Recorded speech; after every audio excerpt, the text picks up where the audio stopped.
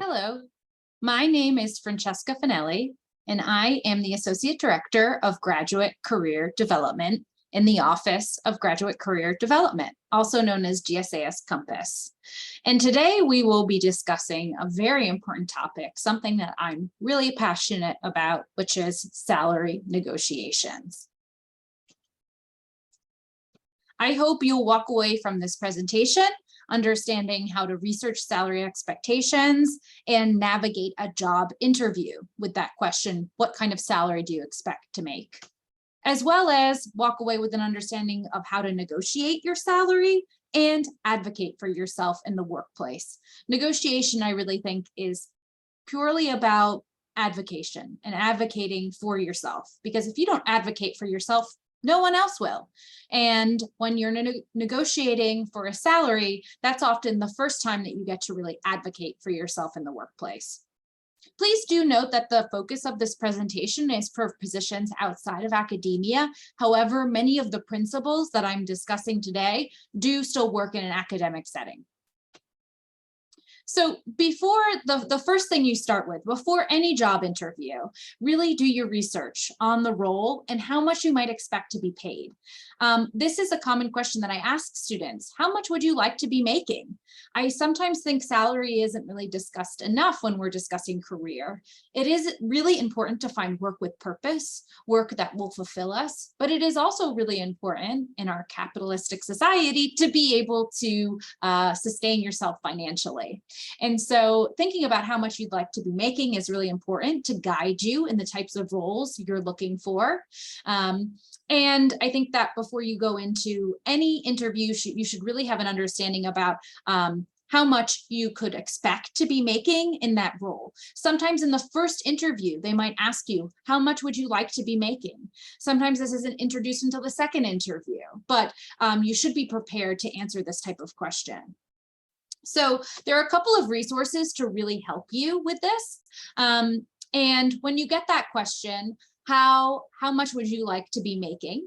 It is best to have a range in mind rather than a specific number. If you provide a specific number to the employer, that locks you into that number. But if you give them a range, that allows you more flexibility, as well as it shows the employer that you're willing to negotiate and will be flexible with your own salary. So what to take into consideration when offering that range? So first is industry averages. You can use websites like Glassdoor, NACE Salary Calculator, Salary.com, Payscale.com to get an understanding of the range of your role and within the industry that you're applying to. Also below this video, you'll see additional resources where I'll be including links to all of these websites that I just mentioned. You should also consider company averages. So a great way to figure a company average out is, again, Glassdoor. You can, they offer very specific salary information. I think as long as you make a free account, you can gain access to this information, as well as informational interviewing. If this is the first time you've heard the word informational interview, I suggest going back into the module before this and learning about how to conduct an informational interview. But during informational interviews, you could ask someone the question, how much could I expect to be making in an entry-level role or in a managerial role, the type of role that you would qualify for? And that person might have an understanding of the industry and how much you could be making. That's a much more polite and indirect way, instead of asking how much money do you make? I personally would not be offended by that, because I think the more transparent we are and the amount of money that we're making and sharing that information with others is really important, but that's not often how everyone feels. So you could say instead, how much can I expect to be making in a role like this? And someone might be able to help you get an idea, or they might even share how much money they're making themselves. Also, something to consider is cost of living. How much money do you need to pay rent, to make sure that you have enough food, for the cost of transportation? How much money really do you need? How much money do you How much money do you need every month to be able to pay all of your bills and hopefully to save a little bit as well? So that's a calculation that you need to do yourself. And of course, cost of living will change depending on the city that you're applying to, or the type of role you're looking for. And of course, as I mentioned, really location is important. So depends on salaries are often higher in New York City because the cost of living is higher here. Whereas if you're going to be applying to perhaps positions in Chicago, the cost of living is often less there. So salaries are sometimes also a little lower than they might be in New York City, but that's not always the case. So during that job interview, as I mentioned, how do you answer this question? The most important question: what salary do you expect and or require in this role? And so the best way to answer it is to be a little sneaky and turn the tables. This is something that actually a professor at the Graduate School of Architecture shared with me. I thought this was a great idea. And I've actually heard this echoed with other people who talk about salary negotiation. So a good way to kind of turn the tables and to say, although salary is important to me, it is not the most important factor. What is your typical pay for this type of position? This question, again, as I mentioned, turns it around to them and allows them to say, well, this is the range. You can then do a little math in your head and say, is this matching my range, or is this higher than I expected? If so, yippee, and you didn't undersell yourself. Or if it's lower than what you expected, now you know. And so again, it's a nice way to kind of, get more information out of them before you give them a number to see if it again matches with your range. If they ask again, they're like, no, like, or if they give you an idea, but if they ask again, give them your salary range that you had in mind. As I mentioned, give a range, not a number. Usually an acceptable range is somewhere between, I usually give around a $20,000 range, because 10,000, or you could give a 10,000, but you want to give a pretty wide range. You also always want to think about how much money you actually like to be making and go a little bit above that. So let's say you want to be making $75,000 a year. I would probably give the upper part of the range to be 85, and then the lower part to be maybe 70, showing that you're willing to go down to the lower end of a range. But I wouldn't undersell yourself too much by under what you would like to be making. So I think a large question I always get is people are very nervous about negotiation, which I understand. I still get very nervous when I negotiate salary. It's something that's difficult to talk about. Often people feel like they might be asking for too much. So, but as I mentioned, being an advocate for yourself is incredibly important. So in this moment, this is the one moment when you first start a job when you have a lot of power. We just recently went through the hiring process in our office, and I can say from an employer's perspective, it is, the hiring process is incredibly frustrating. You have to post a job, bring people in for interviews, have multiple rounds of interviews. Then you have to go through an offering and a negotiation. And it is a very long, drawn out process when usually you've needed someone yesterday. So when you're offered a position, you're in a position of power because they've just gone through so much trouble to find the right candidate. And here you are, you're the right candidate. They don't want to have to go through the whole hiring process again. So this is when you can say, I have some power in this dynamic.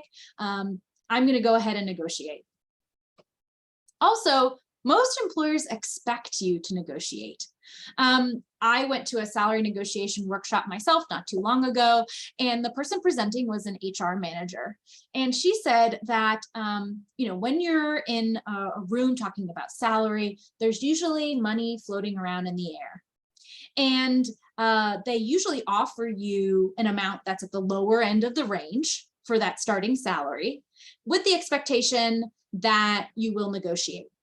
And if you don't negotiate, you miss out on that money floating around in the room. And they've gotten you on the cheap end of the scale. And they think, haha, this person missed out. They didn't advocate for themselves. So don't miss out on that opportunity to make sure that you're, allowing yourself to gain more money for the work that you're doing. And as I mentioned, most employers do expect you to negotiate, so don't miss out on that chance. As I mentioned, do not settle. I have talked to students who's come to me about negotiation and said, they've offered me a really good salary and I think I might just take it, or I'm considering just taking it because it is really good. And I'm like, okay, that's great. That's so wonderful that you're being offered what you're looking for already, but don't, again, miss out on that opportunity to try and gain a little bit of an additional money. And research shows that younger employees, people at the beginning of their career, and people who identify as female often make this mistake of not negotiating. That is why I am so passionate about this topic, because the first job that I received, I did not negotiate for that role. And starting on a lower salary range for a position can actually hinder you for the rest of your career. In New York, there is now a law that restricts employers to ask you how much money you were making in your previous role. When they ask this question of you, and if you had to answer, they could then say, oh, well, they're only making 75 previously, so we're going to offer them only 80 because, even though the role is typically 85, because they were making less before. And so if you start at a lower rung, you're never going to be able to grow as much. And so that's, again, why it's an illegal interview question now in New York to ask that, how much money were you making before? And again, if you miss the opportunity to negotiate, this could affect you long-term. And as I mentioned, it's something that I went through myself. I had no idea that I could negotiate. And so I think it's really important that everyone negotiate. As I mentioned, the lack of women who negotiate their salaries has contributed to the pay gap. In a moment, I'll show you some research that we have showing that large pay gap between men and women that persists. And settling for a lower salary, as I mentioned, can have those longer-term negative effects. So here we go. Here's this wage gap. So this is from the Institute for Women's Policy Research. This is very recent, March 2022.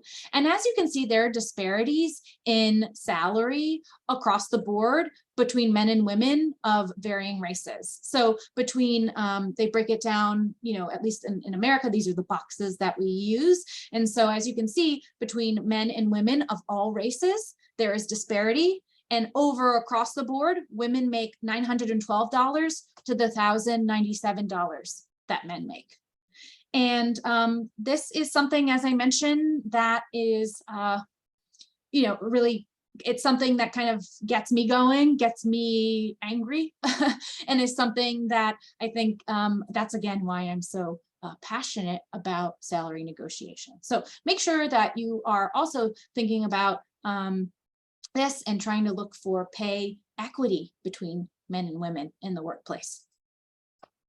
So there are a couple of times when you should not negotiate. I know I'm all about negotiation, but I also wanted to cover these parts. If you do not plan to take a job, there is no point in negotiating a salary. If you've received an offer and you maybe have two offers on the table, and there's one that you really prefer over the other, start with the one that you prefer, negotiate there, and then get back to the other offer and say, I'm just not going to take it, instead of going through the negotiation process. Don't put the employer through that process because it's time consuming unless you plan to take the role.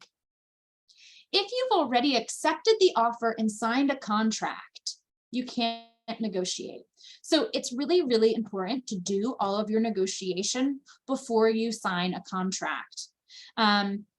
If you might receive a verbal offer for a job and say, congratulations, we're going to offer you this job, it's at this salary, that's fine. You can just, usually take a few days to consider that offer, but you don't have to sign anything. Once things are signed, then it becomes official. So make sure that you negotiate before you sign any paperwork.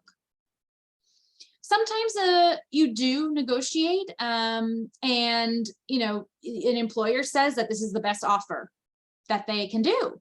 And sometimes you just have to back down to accommodate the request if it's a job that you would really like. So, this happens particularly with maybe nonprofits or maybe even government roles where there's a very strict salary base for positions. And so they said, it's 75 or we can't offer you. And so sometimes you just have to say, okay, that's fine. there's a standard salary, as I mentioned, kind of in government roles, there's often really standard salaries for entry-level positions.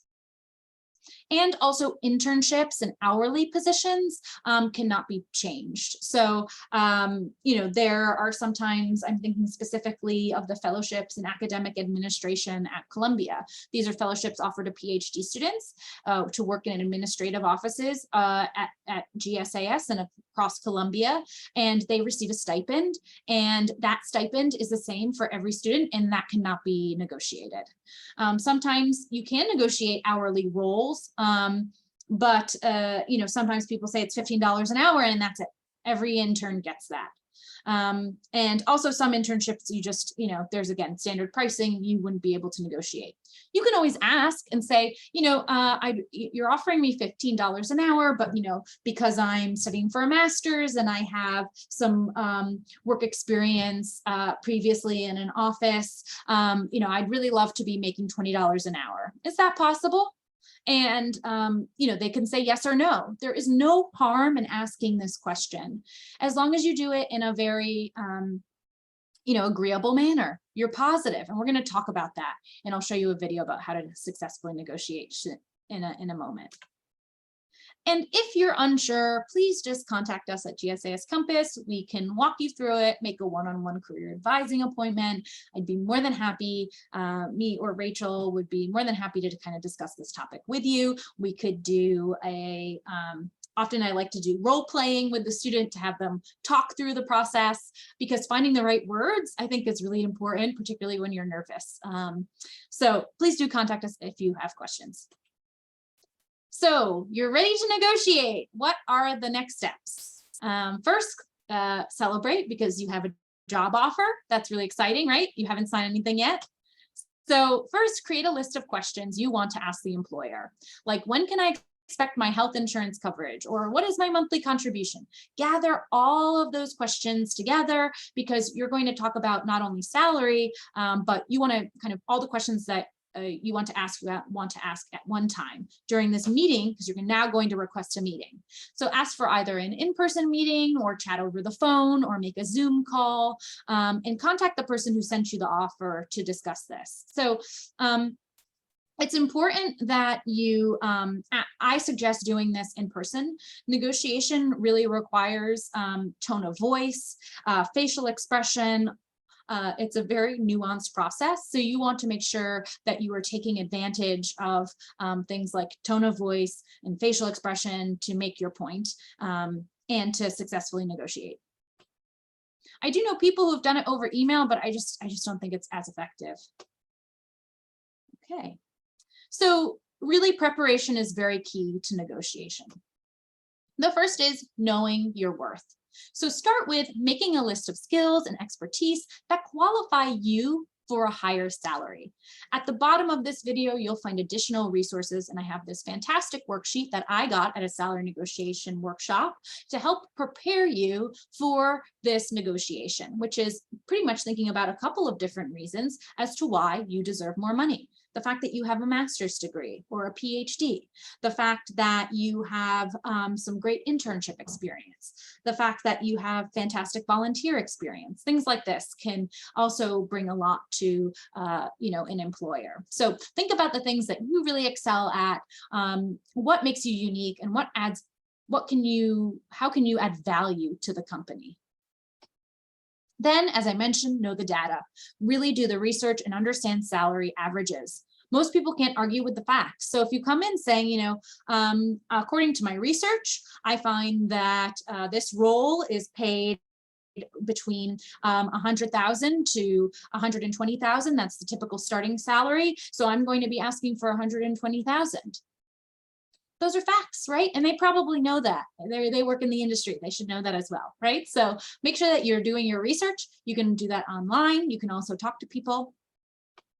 Then, as I mentioned, do be prepared to compromise if necessary. So sometimes an employer just can't meet your expectations, and that's okay. And you have to decide, before that meeting, go in there saying, what's the number that I will walk away from. If maybe I just won't take this job if they can't offer me the salary that I'm looking for. So if you're really looking for 85,000 and they can only offer you 70, maybe you walk away, right? So again, know that in advance. Or if you're willing to maybe say, I'm willing to take 73 or I'm willing to take 75, then, you know, that's okay. But just know in the beginning that you might need to compromise, and also understand when you're going to walk away. And then when negotiations are complete, be sure to get that final offer and all of the details in writing. You want it in writing.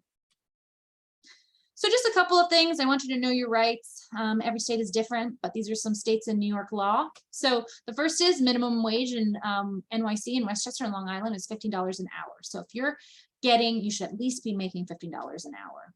And the rest of New York State, it's $13.20. So again, cost of living is very high here in the city center. So it's a little less in other areas of New York. As I mentioned, employers are no longer allowed to inquire about an applicant's salary history before extending an offer of employment, according to New York City law. If someone asks you this question, you can say, I would prefer not to answer that question. And then that would actually be a red flag in my mind too, and think, maybe I don't want to work for this employer because they're already violating my rights to begin with.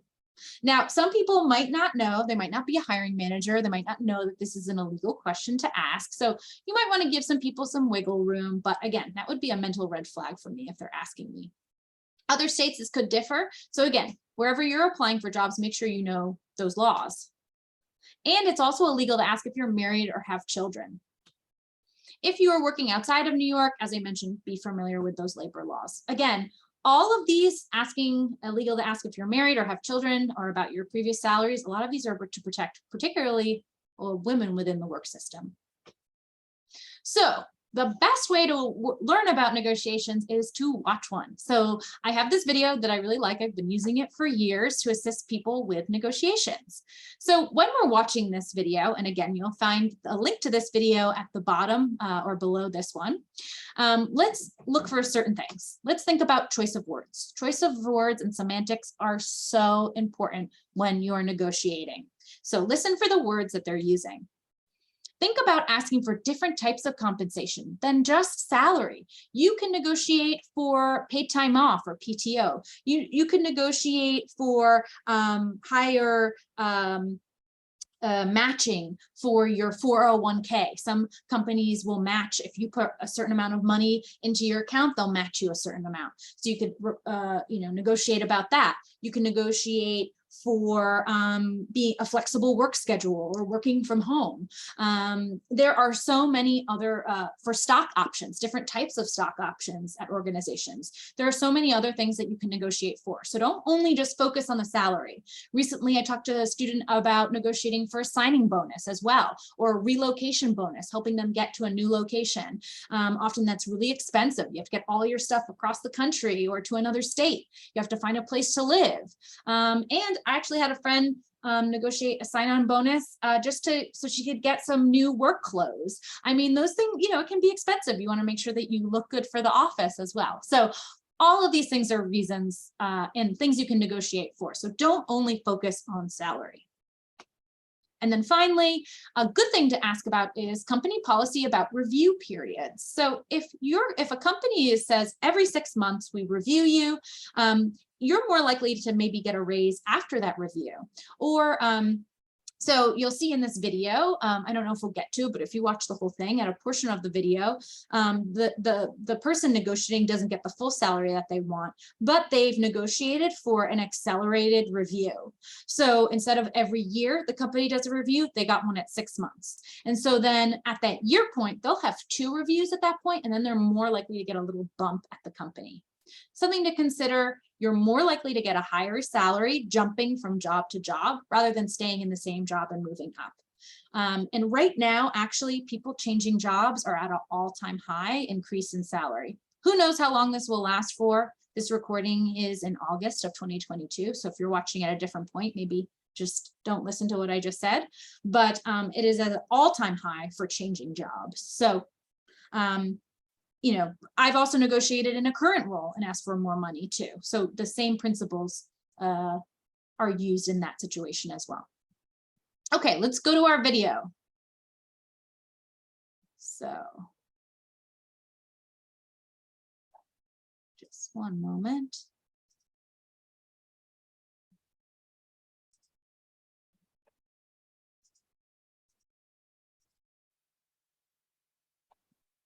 Okay.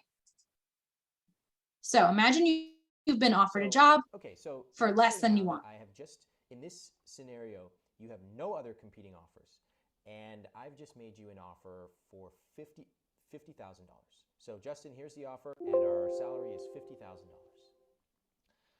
Well, first, I just want to say I'm very excited about the role. I think first and foremost, I want to be here. This is the job that I want. Now, with that said, I think that the experience that I bring to the table, the value that I've been able to demonstrate in my prior roles, warrants a much higher salary than $50,000.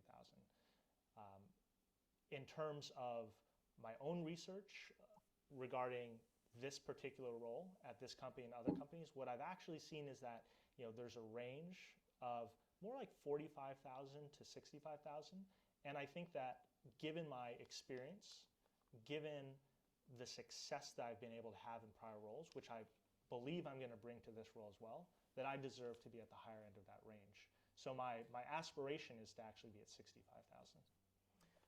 Well, I appreciate that, and as you know, we'd love to have you. Unfortunately, the economy is just really tough, and there's not much I can really do about that. So, that's pretty much the situation right now with this economy. Yeah.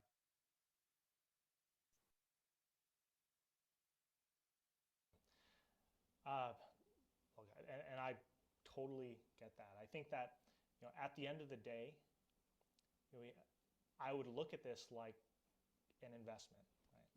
Are you going to invest $50,000 with someone who's going to be able to double your money, or if you were to pay $65,000, you're going to be working with someone who's going to be able to triple, quadruple, or many times improve that return.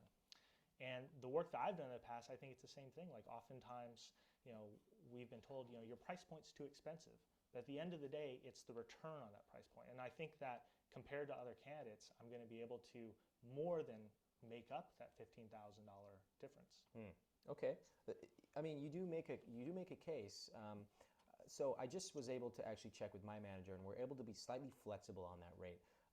We had quoted you 50, and I know you brought up a range, and so I'm able to offer you 57. Would that be acceptable?